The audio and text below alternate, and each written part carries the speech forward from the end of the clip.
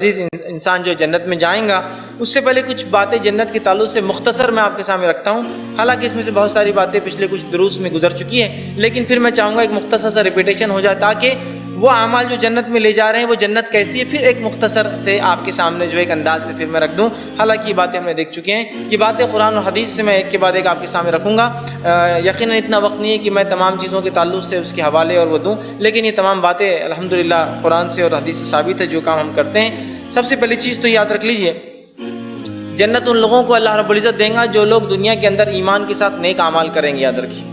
جنت ان لوگوں کے لیے ہوں گی جو دنیا میں ایمان کے ساتھ نیک اعمال کریں گے. اس لیے کہ خالی ایمان کافی نہیں. یاد رکھیے، بہت سارے لوگ مطمئن ہو جاتے ہیں کہ ایمان کافی ہے، بلکہ ایمان کے ساتھ پھر ہمیں جو ہے عمل صالح کرنا پڑیں گے، اور پھر اللہ کا فضل و رحمت ہوں گی تو انشاءاللہ عزیز انسان جنت میں جائیں گے. یاد رکھیے، تو ہم اعمال پہ بھی وہ نہ رہے کہ بس اعمال کافی ہے، ایمان اس کے مطابق نیک اعمال اور پھر اللہ کا فضل اور رحمت ہم پہ انشاءاللہ ہو جائیں گی تو ہم انشاءاللہ عزیز جنت کے جو ہے مستحق ہو جائیں گے، جہنم سے جو ہم بچ جائیں گے. جنت جو ہے یہ باغ کو کہتے ہیں، یہ ایسے باغ کو کہتے ہیں جس میں اتنے سائے دار درخت ہو کہ ان درختوں کی چھاؤں ایک دوسرے سے لگتی ہو اور مکمل طور سے سایہ ہو. ایسے باغات کو عربی میں جنت کہا جاتا ہے. اور یہ باغات ان لوگوں کے لیے جو ایمان کے مطابق نیک اعمال کرے اور ساتھ میں پھر ان کا رب ان پر فضل کرے اور رحم کرے. اور اللہ کے فضل و رحم کے لیے انسان کو نیک اعمال کرنا ضروری ہے، تبھی اللہ رب العزت ایسے انسان پر اپنا فضل کرتا ہے، کرم کرتا ہے، رحم کرتا ہے. اور اللہ رب العزت کے لیے ایک چھوٹا سا عمل بھی کبھی کبھار ہمارے مغفرت کے لیے بہانہ بن جاتا ہے.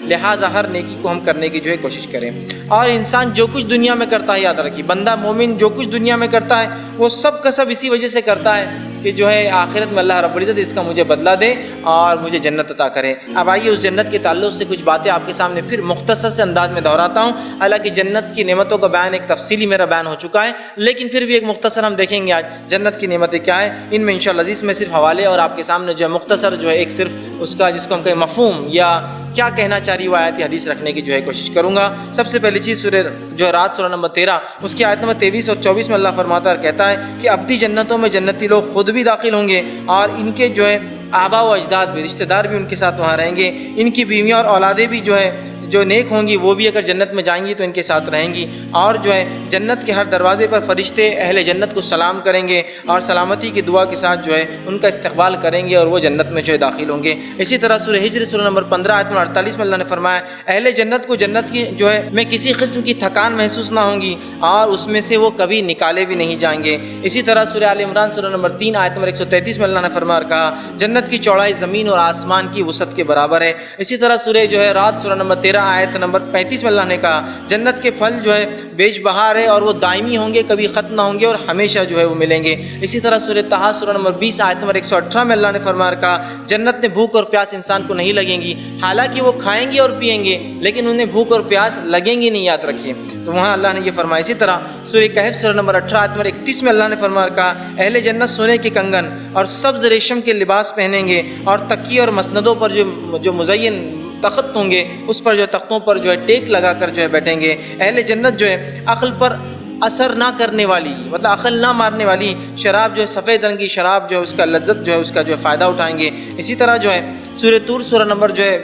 52 اور اس کی آیت نمبر 22 سے لے کر 24 میں اللہ نے فرمایا اور کہا ہم انہیں ہر طرح کی جو ہے لذیذ پھل اور من پسند گوشت دیتے چلے جائیں گے. وہ ایک دوسرے سے جام شراب کو جو ہے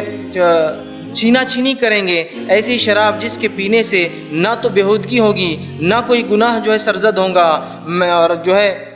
ان کے تعلق سے جو ہے اور خوبصورت جو ہے مسندوں پر وہ جو ہے بیٹھیں گے. اسی طرح جنتیوں کے تعلق سے سورہ سجدہ سورہ نمبر 32 آیت میں 17 میں اللہ نے فرمایا کہا اہل جنت کی آنکھوں کی ٹھنڈک پہنچانے کے لیے جو ہے جو مخفی نعمتیں تیار کی گئی ہے ان کا علم جو ہے کسی نفس کو نہیں ہے، مطلب وہ ایسی نعمتیں ہیں جو اللہ نے چھپا رکھی ہے. اسی طرح اللہ رب العزت جو ہے اپنی کتاب میں فرماتا ہے سورہ مریم سورہ نمبر 19 آیت نمبر 72 کے اندر اور جنتیوں کے لیے جنت میں صبح اور شام رزق تیار کیا جائے گا، مطلب رزق ہمیشہ ہوں گا، اس کی فراوانی ہوں گی، وہ اس سے فائدہ اٹھائیں گے. اسی طرح سورہ غاشیہ سورہ نمبر 88 آیت نمبر 13 اور 13 سے 16 میں اللہ نے فرمایا اور کہا جنت میں جو بلند اور بالا تخت ہوں گے جہاں جو ہے پینے کی مشروبات ہوں گے اور جو ہے وہ جنتی لوگ وہاں بیٹھ کر جو انہیں پئیں گے. اسی طرح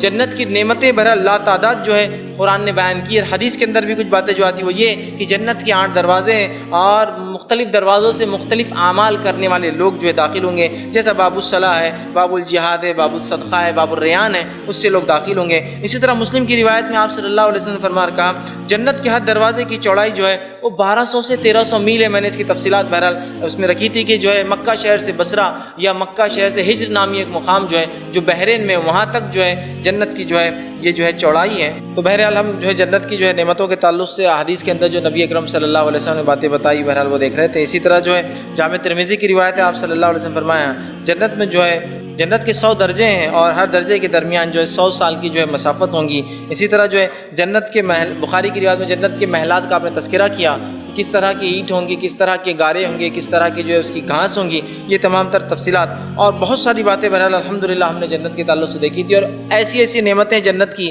ایسی عیش ہے یا ایسی نعمتیں جن کے بارے میں نہ کسی جو ہے کان نے کبھی سنا، نہ کسی آنکھ نے کبھی دیکھا، اور کسی ذہن میں ان نعمتوں کا کبھی تصور بھی گزر نہیں سکتا یاد کہ بس جنت ایسی ہے۔ میں سمجھتا ہوں اتنا کافی ہمارے لیے سمجھنے کے لیے۔ اب وہ اعمال جن کے کرنے سے یہ ابدی مطلب ہمیشہ ہمیشگی کی جو جنت ملنے والی ہے وہ